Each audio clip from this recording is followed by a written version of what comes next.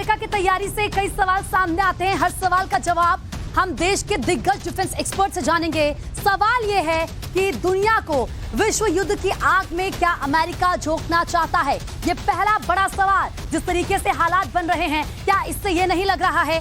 दूसरा बड़ा सवाल, पुतिन के फैसलों से क्या महाजंग की आग भड़केगी? क्योंकि जिस तरीके से पुतिन फैसले ले रहे हैं उससे तो यही लग रहा है। तीसरा बड़ा सवाल, ज़ेलेंस्की की जिद की वजह से क्या तीसरा विश्व युद्ध होगा? क्योंकि ज़ेलेंस्की कह रहे हैं कि हम पीछे नहीं हटेंगे, एक जमीन इंच हम पीछा नहीं हटेंगे चीन को सबक सिखाने के लिए। क्या वर्ल्ड वॉर थर्ड होगा? क्योंकि लग ऐसे ही रहा है जो हालात बन रहे हैं और इसीलिए ये सवाल पूछे जा रहे हैं। यूक्रेन के पीछे हटने से क्या महायुद्ध का खतरा घटेगा? क्या अगर यूक्रेन पीछे हट जाता है या कोई बातचीत के जरिए कोई हल निकलता है तो फिर जो युद्ध का खतरा मंडरा रहा है क्या वो कम हो सकता है? ये वो सवाल हैं जिनके जवाब हम अपने गेस्ट से लेंगे। इस वक्त हमारे साथ रिटायर्ड मेजर मोहन कुमार जो कि रक्षा विशेषज्ञ हैं, सर हमारे साथ जुड़ चुके हैं। सर बहुत बहुत स्वागत है आपका। इसके अलावा हमारे साथ retired major general AK Shrivastava sir भी जुड़ चुके हैं, वो भी रक्षा विशेषज्ञ हैं। सर आप दोनों का बहुत बहुत शुक्रिया। सबसे पहले सर मैं आप ही के पास आना चाहूंगी मोहन सर, क्योंकि जिस तरीके से एक तरफ ज़ेलेंस्की जाते हैं अमेरिका, वो मुलाकात करते हैं जो बाइडेन से, वहां से एक मैसेज पुतिन को जाता है, फिर पुतिन भी किस तरीके से रूस और जो चीन है वो युद्धाभ्यास कर रहे हैं। क्या मैसेज जा रहा है कि क्या जो महायुद्ध है वो होकर रहेगा? आपको क्या लगता है? प्रीति देखिए, बड़ा अच्छा सवाल आपने पूछा है। मैं आपको कॉम्प्लीमेंट देना चाहूँगा इसके बारे में। दो चीज़ें इस विजिट से मेरे को जो लगी, जो इम्पोर्टेंट हैं और मेरे ख्याल से आप भी अपने दर्शकों को बताना चाहेंगे। एक है 1.85 बिलियन डॉलर्स का जो एक सैन्य मदद जो देना चाह रहे हैं अमेरिका यूक्रेन के लिए, वो तजवीज़ किया है उन्होंने। दूसरा जो सबसे ज़्यादा इम्पॉर्टेंट मुझे लग रहा है वो है पैट्रियोटिक मिसाइल्स जो का एक सिस्टम जो उन्होंने यूक्रेन को ऑफ़र किया है।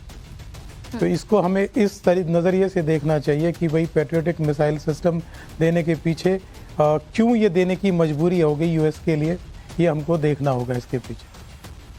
जी, तो ये वो अहम पॉइंट है जिनको आपको लगता है कि इन पर चिंतन करने की जरूरत है। और AK श्रीवास्तव सर मैं आपसे भी ये समझना चाहूंगी, क्योंकि मोहन सर ने जो पॉइंट रखे हैं, आपको उन पॉइंट्स के बारे में क्या लगता है? आपकी क्या राय है? क्या लगता है कि क्या चीन को सबक सिखाने के लिए थर्ड वर्ल्ड वॉर होगा, जिसकी आशंका जताई जा रही है? देखो, अभी तो ऐसा नहीं लग रहा कि थर्ड वर्ल्ड वॉर होगा, क्योंकि सच्चाई यह है कि यूक्रेन और रूस की जो लड़ाई चल रही है, रूस ने मन बनाया है कि वो दो प्रोंग स्ट्रेटेजी से कार्रवाई कर रहा है। एक तो मिसाइल और रॉकेट फायर कर रहा है एनर्जी सेक्टर पे यूक्रेन के, उसकी एक सिटी के बाद दूसरी सिटी बर्बाद हो रही है। और दूसरी प्लान ये है कि कहीं ना कहीं अभी कीव की कैपिटल पे वो अटैक करने की कोशिश करेगा, और वो कर रहा है बेसिकली बेलारूस से, जहां से सबसे नजदीक है कीव, क्योंकि कीव जो है पावर सेंटर है, सेंटर ऑफ ग्रेविटी है। जब तक कीव नहीं हिलेगा तब तक ये लड़ाई बंद होने के चांसेस बड़े कम हैं। मगर ये सच्चाई है कि जो हथियार मिल रहे हैं अभी अमेरिका से, वो तो हथियार मिलेंगे, क्योंकि बिना हथियार के तो यूक्रेन लड़ नहीं सकता। और ये जो पेट्रोइड मिसाइल हैं, ये एक terminally high area defence system है, ये बहुत पुख्ता है। इसकी एक बैटरी मिल रही है, और अगर वो मिलती है तो करीब 70 से 75% जो मिसाइल हैं उनको ये एक एयर शील्ड का काम करेगी और हवा में बर्बाद करेगी। अब ये लड़ाई किस मोड़ जा सकती है, इसके 2-3 पहलू हैं। एक तो ये सच्चाई है कि अब जो यूक्रेन है और रूस है, दोनों में एक प्रकार से आपको कि वार की फटीग तो आ गई है, और पूरे यूरोप में भी, अमेरिका में भी। अमेरिका को जो फायदा होना था हो चुका, उसने 50 से 70 बिलियन डॉलर के हथियार बेच दिए हैं। मगर अब वो नहीं चाहता कि ये लड़ाई ज्यादा खींचे, क्योंकि ये थर्ड वर्ल्ड वॉर तभी हो सकता है अगर ये लड़ाई खींचती गई। मगर सच्चाई ये भी है कि कहीं ना कहीं रूस भी बहुत बैकफुट पे है, जो ईस्टर्न यूक्रेन में स्पेशली डोनबास का इलाका, डोनेट्स्क, लुहांस्क और जापोरिजिया और खारासोन, वहां पर उसको सेटबैक के बाद सेटबैक मिल रहे हैं। वहां पर जो यूक्रेन की फौज अच्छा कर रही है, तो इसमें उसकी इकोनॉमी भी डाउन होती जा रही है। हथियार भी उसके पास 2-3 देश ही दे रहे हैं। एक तो ईरान दे रहा है जो कि शाही ड्रोन्स हैं, और दे रहा है नॉर्थ कोरिया। चीन खुल के नहीं आया है रूस के साथ, ये बात समझनी चाहिए। ये बात समझने वाली है सर, लेकिन ये युद्ध ऑलरेडी बहुत लंबा खिंच चुका है, इसीलिए सवाल भी पूछे जा रहे हैं। हर पहलू पर हम आपसे चर्चा करेंगे। लेकिन एक बड़ी खबर आई, पहले अपने दर्शकों को बता दें, अमेरिका एक बार फिर से यूक्रेन को हथियारों की नई बड़ी खेप देने जा रहा है, क्योंकि अभी आप ये बात कह भी रहे थे कि अमेरिका तो देगा ही ये हथियार यूक्रेन को, और इसीलिए यूक्रेन लड़ भी रहा है। इस बार अमेरिका यूक्रेन को एडवांस इलेक्ट्रॉनिक उपकरण किट भेंट कर रहा है, जिसे स्मार्ट बम के नाम से भी जाना जाता है। स्मार्ट बम किट के उपकरणों को यूक्रेन को मिले बम और मिसाइलों पर फिट किया जाएगा, जिसके बाद बम और मिसाइलें स्मार्ट बम में तब्दील हो जाएंगी। जो बम अभी तक दिए जा रहे, जो मिसाइलें अभी तक दी जा चुकी है, अब इस किट के जरिए वो और ज्यादा स्मार्ट हो जाएंगी। और आपको ये बता दें कि किस तरीके से और घातक ये युद्ध होगा, क्योंकि जो बम और जिन मिसाइलों का इस्तेमाल किया जा रहा है उनको स्मार्ट बनाने की तैयारी हुई है। स्मार्ट बम किट जीपीएस से लैस होते हैं। किट के उपकरण बम मिसाइल में फिट होते हैं। तो देखिए, क्योंकि अब कहीं ना कहीं सवाल हर किसी के जहन में ये खड़ा हो रहा होगा कि जिस स्मार्ट बम की हम बात कर रहे हैं, ये होता क्या है और इसकी ताकत और इसकी खासियत क्या है। चलिए अब हम आपको एक एक चीज समझाते हैं बारीकी से। आप समझिए कि स्मार्ट बम एक एडवांस इलेक्ट्रॉनिक उपकरण किट है। उपकरण को बम मिसाइलों में फिट किया जाता है। स्मार्ट बम जीपीएस सिस्टम से लैस होता है। लोकेशन ट्रैक करने में यह बम मिसाइलों की मदद भी करता है, ट्रैक करता है बहुत ही आसानी से। टारगेट तबाह करने की सटीकता इसकी बढ़ जाती है। जहां निशाना लगाए वहीं पर ये टारगेट करेगा।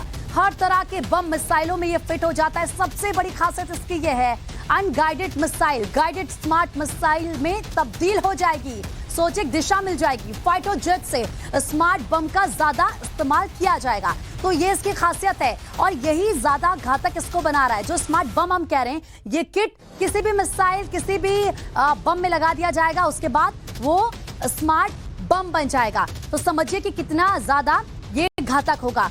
मेजर मोहन सर, ये मैं आप ही से समझना चाहूंगी, क्योंकि जब हम स्मार्ट बम की बात कर रहे हैं, इसकी क्या क्या खासियत है लगातार ये हम बता रहे हैं, लेकिन क्या लगता है ये युद्ध और ज्यादा विध्वंसक और ज्यादा खतरनाक हो जाएगा, क्योंकि एक मिसाइल और एक बम जो पहले स्मार्ट नहीं थे, इस किट के जरिए वो स्मार्ट बन जाएंगे। जो अनगाइडेड थे वो गाइडेड हो जाएंगे। क्या लगता है कितना ज्यादा खतरनाक ये होगा? देखिए प्रीति, अभी आपको ये समझना होगा कि उस वक्त की वहाँ पर मौसम के हालात कैसे हैं। सबसे बड़ी बात है, सबसे ज़्यादा जो मुश्किल का रशिया के आसपास का इलाका है, ये second world war, first world war, दोनों ही वर्ल्ड वॉर में हम लोगों ने देखा भी है कि ये जब विंटर्स होते हैं, जो सर्दी का वक्त होता है, उस वक्त क्या होता है कि जो अपनी पैदल सेना है या हमारी आर्टिलरी है, जिसको तोप खाना भी बोलते हैं, इनका इस्तेमाल कम से कम हो जाता है। तो ऐसी जगह में अपने आप को डिफेंड करना रशिया के लिए और उसमें एडवांस करने के लिए वो ज़रूरी है वो टेक्नोलॉजी बेस्ड हो। और अगर यूक्रेन रशिया की टेक्नोलॉजी को काउंटर करना चाहता है, उस तकनीक को काउंटर करना चाहता है, युद्ध तकनीक को काउंटर करना चाहता है, तो उसको इस तरह के हथियार जो कि इलेक्ट्रॉनिकली एडवांस वेपन बोल सकते हैं, उनके बारे में उसको ध्यान देना पड़ेगा।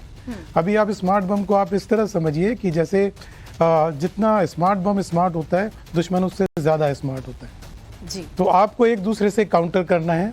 आप सपोज एक आपके पास टारगेट है, आप उस टारगेट से कोई फायरिंग करते हैं और दुश्मन उसको रिटेलिएट करना चाहता है, तो दुश्मन को वो टारगेट मालूम है किस टारगेट पे मैंने बम गिराना है, लेकिन हम ज़्यादा स्मार्ट होने की वजह से उस टारगेट को वहाँ से हटा के किसी दूसरी जगह पे ले जाते हैं। मतलब जिसको कहते हैं shoot and scoot. We can एक फायर करते हैं और फायर करने के बाद हम उससे 200 मीटर 500 मीटर दूसरी जगह पे जाके फायर करते हैं। तो इस तरह के मूवमेंट्स को रोकने के लिए या उनको काउंटर करने के लिए स्मार्ट बम यूज किए जाते हैं, जिनको लास्ट मिनट के अंदर भी हम लोग उससे टारगेट चेंज करके डिफरेंट टारगेट पे ले जा सकते हैं। जी सर, हम इसी को AK श्रीवास्तव सर से भी समझ लेते हैं सर, क्योंकि अभी मेजर मोहन सर ने बताया इसकी खासियत, लेकिन ये भी बात सच है कि अब और ज्यादा सर्दियां यूक्रेन में पड़ रही है और जिस तरीके से कहा गया कि जब वेपन्स स्मार्ट होते हैं तो जाहिर सी बात है दुश्मन भी उतना ही स्मार्ट हो जाता है। आप इस स्मार्ट बम को कैसे देखते हैं, खास तौर पर इस विंटर्स में? हाँ, देखो 2-3 बातें हैं। एक तो सच्चाई है कि स्मार्ट बम इसलिए बनाए गए हैं कि इनका जो इफेक्टिवनेस है वो 80 से 90% हो जाता है, और क्योंकि ये स्मार्ट होते हैं तो हथियार की कमी आ रही है अभी दोनों तरफ। अब वो चाहते हैं कि जो भी हथियार फायर हो वो अपने टारगेट पे हिट करे, और स्मार्ट बम अगर हो जाता है तो फिर वो उसका मकसद ये है कि उसकी एफिकेसी बढ़े, और ये इसीलिए ये स्मार्ट बम बनाए जाते हैं। इसकी कॉस्ट बढ़ जाती है मगर इसकी एफिशिएंसी और इफेक्टिवनेस भी बढ़ जाती है, ये भी सच्चाई है। अब बात आती है जो सर्दियां चल रही हैं, इसके अंदर लड़ाई किस मोड पे चलेगी रूस और यूक्रेन में। मैं अपने ध्यान ले जाऊंगा दर्शकों का, जो सेकेंड वर्ल्ड वॉर के अंदर जब रूस के अंदर जर्मन की फौज अंदर बढ़ती गई थी और रूस पीछे हटता गया था और सर्दियों में एकदम वो बॉक डाउन हो गई थी जर्मन की फौज और उसको फिर बड़े आराम से रूस ने मारा था क्योंकि उसकी सप्लाई चेन बढ़ गई। मगर ऐसी हालात यहाँ होने वाली नहीं है। उसकी वजह ये है क्योंकि यहाँ सच्चाई है कि जो डोनबस के इलाके में लड़ाई हो रही है वो हो रही है कि एक बिल्टअप एरिया की लड़ाई और उसके अंदर छोटी आर्मर और आर्टी और इन्फेंट्री जो है वो लड़ रहे हैं, वहां पर लड़ाई स्टार्ट रहेगी। मगर जब बात आती है कीव से, कीव के ऊपर हमला होने की, खार्किव से, वो अभी नहीं होगा, वो स्प्रिंग में होगा। ठीक है सर, और उसका इंतजार मुझे लगता है कहीं ना कहीं अभी किया जा रहा है, इसलिए क्या तस्वीर आगे बदलती है ये देखना होगा। आप दोनों का सर बहुत बहुत शुक्रिया। मेजर मोहन सर आपका भी बहुत बहुत शुक्रिया। मेजर AK सिवा सर आपका भी बहुत बहुत शुक्रिया।